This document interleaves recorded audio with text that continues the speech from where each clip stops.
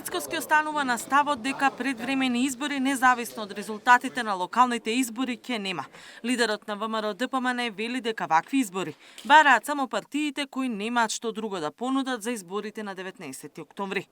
И ВМРО-ДПМН убедливо ги победи со историски резултат во 2021 локалните избори, па беше во опозиција 3 години, дојдоа парламентарни избори, убедливо победи со историски резултат.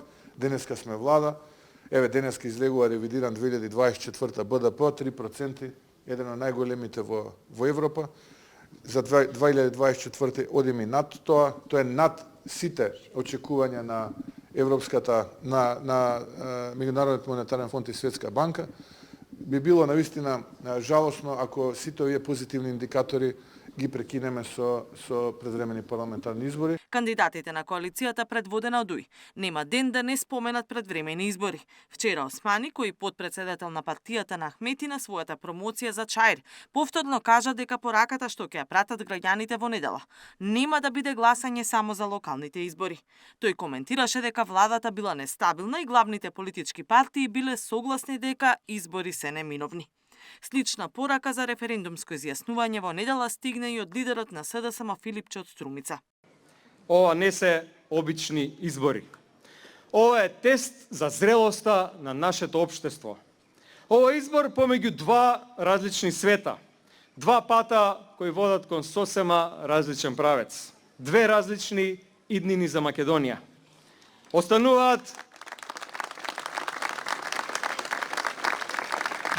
Остануваат уште 7 дена.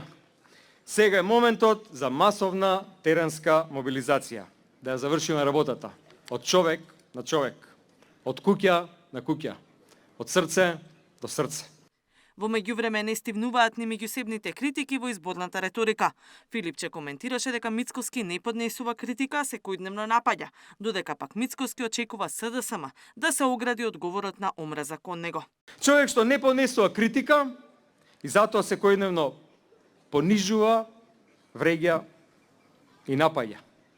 Човек кој се жали дека сите го мразеле, а цела година ги налекуваше луѓето глодари, лешинари, предавници. Се прашувам, што точно очекува Христијан Мицкоски?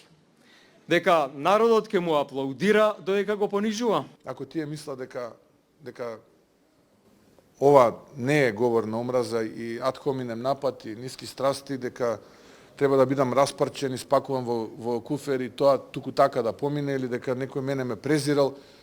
Ја не верувам дека членовите на СДСМ мене ме презираат како што тоа го кажа претседателот на СДСМ. Јас навистина би бил разочаран ако ме презираат. Јас никого не сум навредил. Изборната кампања трае до петок. Завршните митинзи од кои ќе се чујат и последните лидерски пораки се во Охрид на ВМРО-ДПМН и во Куманово на СДСМ. Катерина Нешкова, Сител телевизија.